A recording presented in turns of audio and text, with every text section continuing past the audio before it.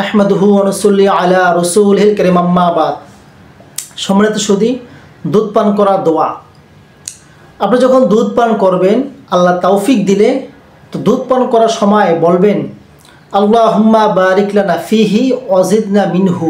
অর্থ হলো আল্লাহুম্মা, হে আল্লাহ, বারিক লানা, আপনি বরকত দান করেন, ফিহি, ফিহি মানে দুধে, ওয়া জিদনা মিনহু, এবং আপনি বেশির চেয়ে বেশি দুধ বাড়িয়ে দেন, অর্থাৎ নিয়ামত আপনি বৃদ্ধি করে দেন, আমাদেরকে আরও বেশি বেশি খাদ্য খাবার ম্যানেজ করে দেন, ব্যবস্থা করে দেন। প্রিয় ভাই, দুধ পানকালীন সময় যদি আপনার মনে নাও থাকে দোয়াটা, অন্তত আপনি বিসমিল্লাহ আল্লাহর নাম নিয়ে সূচনা করবেন। ইবনে আব্বাস রাদিয়াল্লাহু আনহু থেকে বর্ণিত, তিনি বলেন যে আমি এবং খালিদ ইবনে ওয়ালিদকে নিয়ে রাসূলুল্লাহ সাল্লাল্লাহু আলাইহি ওয়াসাল্লাম তিনি মাইমুনা রাদিয়াল্লাহু আনহার ঘরে প্রবেশ করলেন। এরপর তিনি রাসূল একটি দুধ ভর্তি পেয়ালা নিয়ে আসলেন। তারপরে তিনি সেটা থেকে পান করলেন। ইবনে আব্বাস বলেন যে আমি রাসূলের ডান পাশে ছিলাম আর খালিদ ইবনে ওয়ালিদ রাসূলের বাম পাশে ছিলেন। আমি খালিদের চেয়ে বয়সে ছোট ছিলাম, খালিদ আমার চেয়ে বয়সে বড় ছিল। রাসূলুল্লাহ সাল্লাল্লাহু আলাইহি ওয়াসাল্লাম তিনি দুধ পান করে সেই দুধ ভর্তি পেয়ালাটা ইবনে আব্বাসের কাছে দিলেন, দিয়ে বলেন, হে ইবনে আব্বাস, তুমি এইটা তোমার অধিকার, তুমি ইচ্ছা করলে এই অবশিষ্ট দুধ তুমি খালিদ ইবনে ওয়ালিদকেও দিতে পারো, কারণ তুমি আমার ডান পাশে রয়েছো। ইবনে আব্বাস রাদিয়াল্লাহু আনহু বলেন যে আল্লাহর কসম, আপনার মুখের অবশিষ্ট খাবার অবশিষ্টটা আমি অন্য কাউকে প্রাধান্য দিতে চাই না।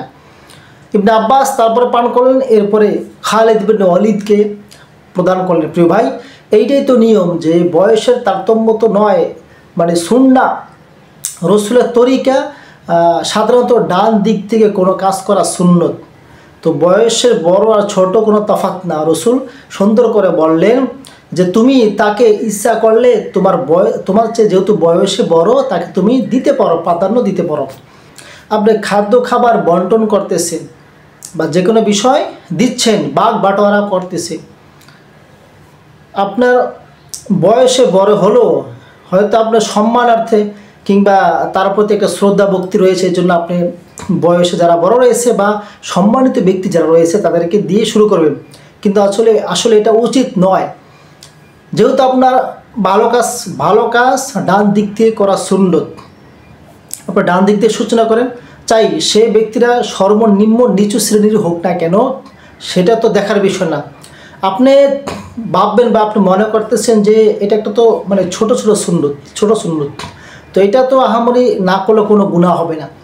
কথা সত্য, কথা ঠিক, কিন্তু এই ছোট ছোট আমলগুলো, ছোট ছোট সুন্নতগুলো আপনি ছেড়ে দিতে এক সময় দেখা যাবে বড় সুন্নতগুলো ছেড়ে দিচ্ছেন।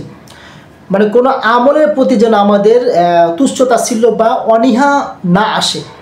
যাই হোক, রাসূলুল্লাহ সাল্লাল্লাহু আলাইহি ওয়াসাল্লাম তারপর বললেন, এরপর তিনি বললেন যে যখন আল্লাহ তাআলা কাউকে দুধ পান করান, সে যেন বলে আল্লাহুম্মা বারিক লানা ফিহি ওয়া জিদনা মিনহু।